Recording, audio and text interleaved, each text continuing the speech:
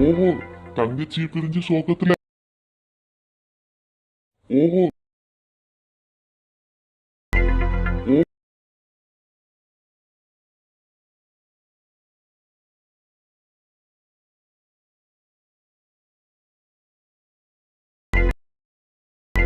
ஓஹோ, தங்கச்சி பிரிஞ்ச சோகத்துல இங்க கண்ணீர் விழுகிறதோ?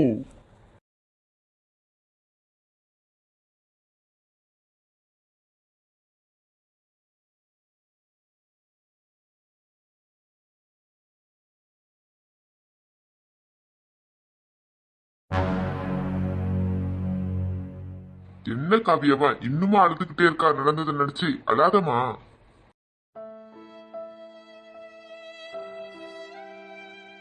என்னங்க, எனக்கு சோனியை நினைச்சா ரொம்ப கவலையா இருக்குங்க. கொஞ்ச நேரத்துல என்னென்னமோ நடந்துருச்சுங்க. சோனிக்கு கல்யாணம் முடிஞ்சிச்சுன்றத என்னால நம்பவே முடியலங்க. சரி விடு காவியம்மா, நீ என்னமா பண்ணுவ? அதுக்கு நடந்தது நடந்து போச்சு, எதுவும் நம்ம கையில இல்லல. அங்க பசிக்குது பசிக்குதுன்னு சொன்னாலேங்க. இப்ப அங்க சாப்பிட்டாலா என்ன பண்ணிட்டு இருக்கானே தெரியலையேங்க. அதான் துணிஞ்சு ஒருத்தன் தாலி கட்டினால அவன் வாங்கி கொடுப்பான். அவன் வாங்கி கொடுக்காட்டி கூட உன் தங்கச்சி சாப்பாடு விஷயத்துல கரெக்டா இருப்பா. கேட்டு வாங்கி கூட சாப்பிடுவா. நீ எதுவும் கவலைப்படாத காவியா. இந்த பிரச்சனையால வீட்ல யாருக்குமே நிம்மதி இல்லாம ஆயிடுச்சுங்க. இந்த விஷயம் இன்னும் அப்பாவுக்கு வேற தெரியல. அவர்கிட்ட சொன்னதுக்கப்புறம் அவர் என்ன சொல்லுவாருன்னு வேற தெரியலங்க.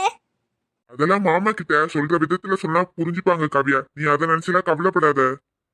ஆமா காவியா, நீ அந்த பையனை பத்தி என்ன நினைக்கிற? அந்த பையனை பார்த்தா ரொம்ப நல்ல பையன் தாங்க தெரியுது. நான் முத நாள் பார்த்தப்பவே சொன்னேன்லங்க, சோனிக்கு இந்த பையனை கல்யாணம் பண்ணி வச்சா ரொம்ப நல்லா இருக்கும்னு. அவ இந்த பையனை தானே காதலிக்கிறேன்னு சொல்லியிருந்தா. என்கிட்ட சொல்லியிருந்தா கூட நான் வீட்டில் சம்மதம் வாங்கி அவங்களுக்கு கல்யாணம் பண்ணி வச்சிருக்கலாங்க. ஆனால் அந்த கிறுக்கி எல்லார் முன்னாடி மானத்தை வாங்கிட்டாங்க. அவ நம்ம வீட்லயே சின்ன பிள்ளை மாதிரி துரு துருன்னு இருப்பாளேங்க. சாப்பிட்ட தட்டு கூட எடுத்து வைக்க மாட்டாளே. அங்க வேற புது இடம் புது ஆட்கள்லாம் பார்த்து அவ நிம்மதியா இருக்காளா என்ன நினைச்சு ரொம்ப கவலையா இருக்குங்க. சரி விடு காவியா. மரத்தை வச்சவன் தண்ணி ஊத்தாமலா போவா? அதே மாதிரி அவளை கட்டிட்டு போனவன் அவன் பார்க்காமலா இருக்க போறான். அதெல்லாம் நல்லா பார்த்துப்பான் காவியா. நீலாம் அதை நினைச்சு கவலைப்படாத. இல்லைங்க, அவ இன்னும் படிப்பே முடிக்கலங்க. அவ படிப்பு முடிச்சு ஒரு 2-3 வருஷம் கழிச்சு கல்யாணம் பண்ணியிருந்தா நான் ரொம்ப சந்தோஷப்பட்டிருப்பேங்க. உனக்கு துக்கமா இருக்கிற இந்த விஷயம் எனக்கு ரொம்ப சந்தோஷமா இருக்கு காவியா. அவ இங்க இருந்து போனது கடவுளா எனக்கு காட்டின ஒரு நல்ல வழியா தான் எனக்கு தெரியுது. எனக்கும் சந்தியாவுக்கும் நடுவுல எப்பவுமே அவ ஒரு நந்தி மாதிரி இருந்துட்டு இருந்தா. இப்ப அவ போயிட்டா. I am free bird.